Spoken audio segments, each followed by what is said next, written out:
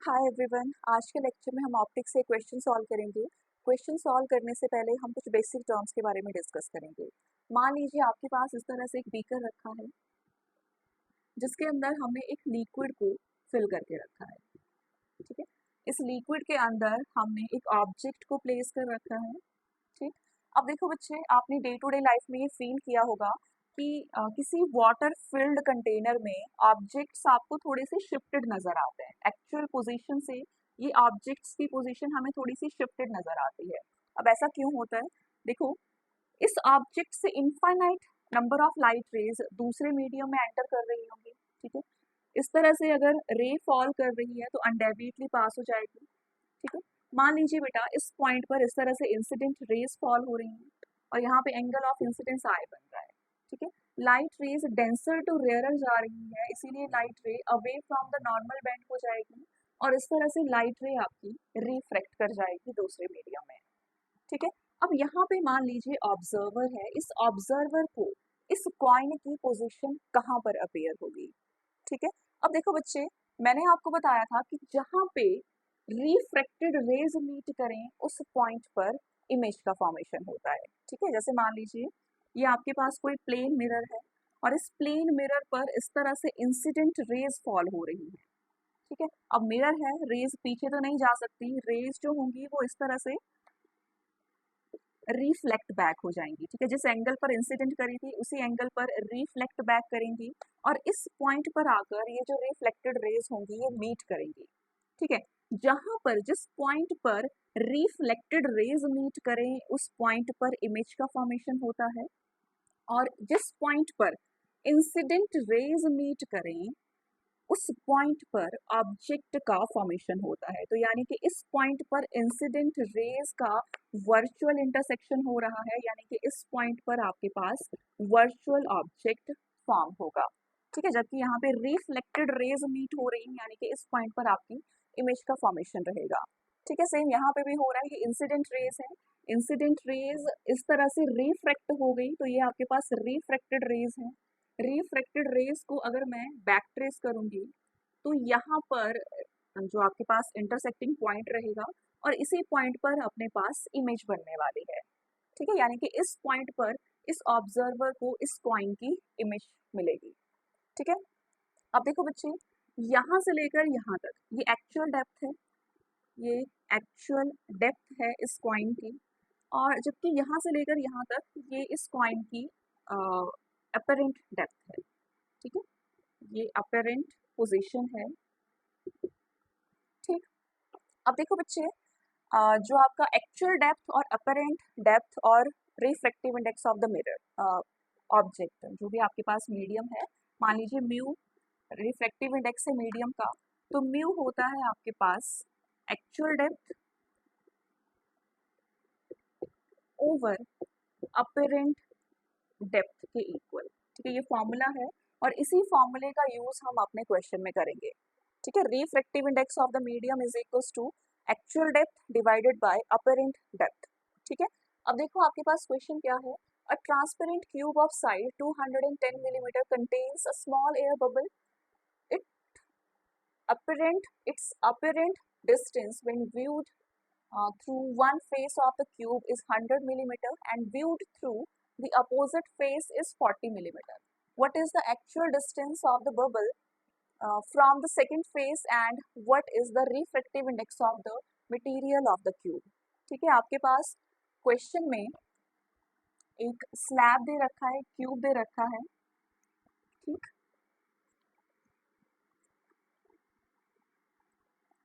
तो मान लीजिए बच्चे, आपके पास एक ट्रांसपेरेंट क्यूब है इस तरह से। अब इस ट्रांसपेरेंट क्यूब का जो साइड दे रखी है वो 210 मिलीमीटर के इक्वल दे रखी है। ठीक है, अब इसके अंदर एक स्मॉल एयर बबल है। Its apparent distance when viewed through one face of the cube is 100 millimetre.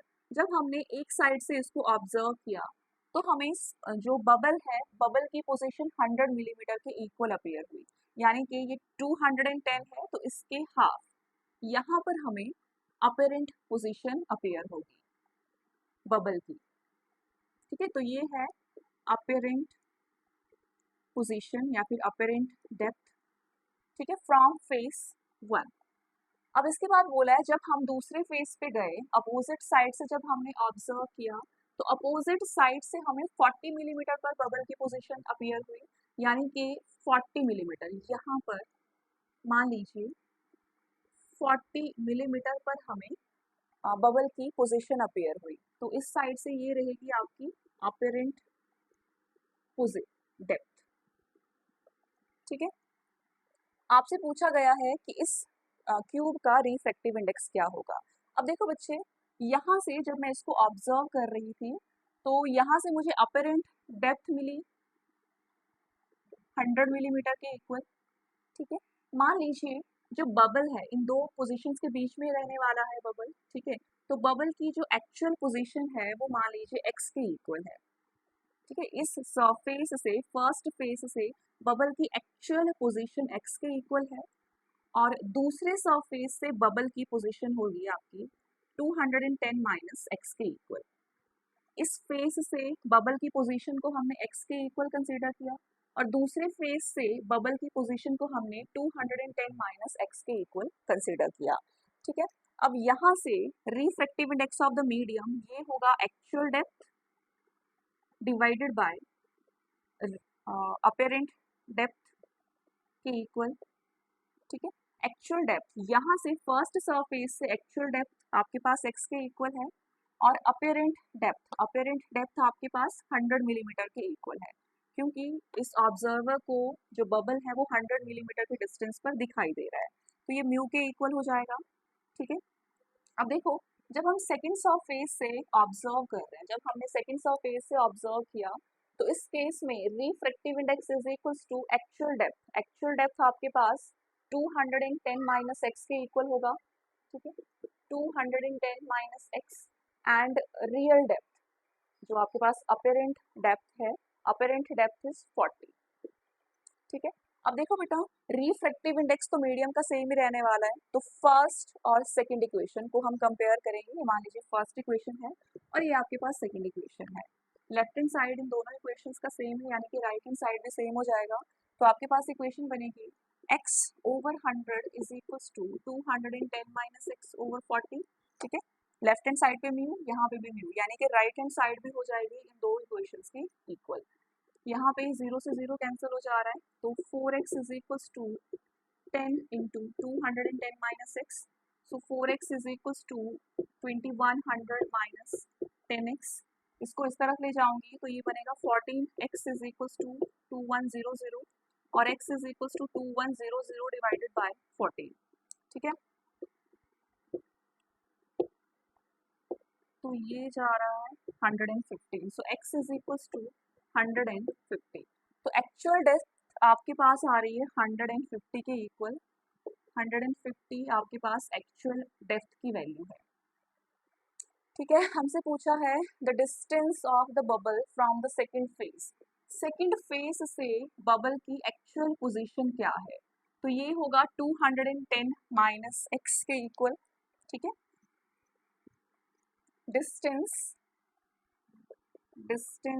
Of the bubble from second surface, तो ये हो जाएगा 210 माइनस एक्स, एक्स इज 150, सो ये बन रहा है 60 के इक्वल, 60 मिलीमीटर।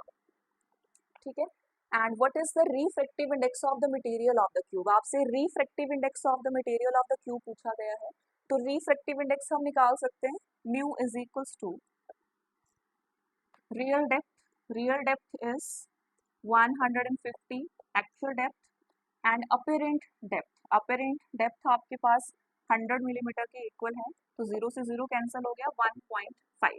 सो रिफ्रैक्टिव इंडेक्स की वैल्यू हमने 1.5 के इक्वल फाइंड आउट की है and the distance of the bubble from the second surface is 60 millimetre. ठीक है, तो आपके पास इस तरह से क्वेश्चन था जिसमें आपके पास एक स्लैब दे रखी थी जिसकी विड्थ थी 210 मिलीमीटर के इक्वल। सबसे पहले हमने लेफ्ट हैंड साइड से ऑब्जर्व किया तो हमें बबल की पोजीशन 100 मिलीमीटर पर दिखाई दी। ठीक है, और जब हमने दूसरी तरफ से ऑब्जर्व किया तो बबल की पोजीशन हमें 40 मिलीमीटर के इक्वल दिखाई दी। ठीक है, हमने ये अज्यूम किया जो एक्चुअल पोजीशन है बबल की वो x डिस्टेंस पर सिचुएटेड है, ठीक है। अब बेटा उसके बाद हमने फॉर्मूला यूज किया, mu is equals to actual depth that is x divided by apparent depth that is 100 millimetre. उससे मुझे फर्स्ट इक्वेशन मिली। देन यहाँ से मैंने ऑब्जर्व किया और यहाँ पे मैंने फिर से फॉर्मूला यूज किया, mu is equals to actual depth divided by apparent depth. तो यहाँ से एक्चुअल डेप्थ की वैल्यू रहेगी 210 माइनस एक्स के इक्वल और अपेरेंट डेप्थ की वैल्यू रहेगी 40 मिलीमीटर के इक्वल। यहाँ से मुझे ये इक्वेशन मिली। दोनों इक्वेशंस को सॉल्व करने पर अपने पास x की वैल्यू आएगी 150 के इक्वल और फर्दर सॉल्व करने पर अपने पास म्यू की वैल्यू आ रही है 1.5 के इक्वल, ठीक है। Thank you.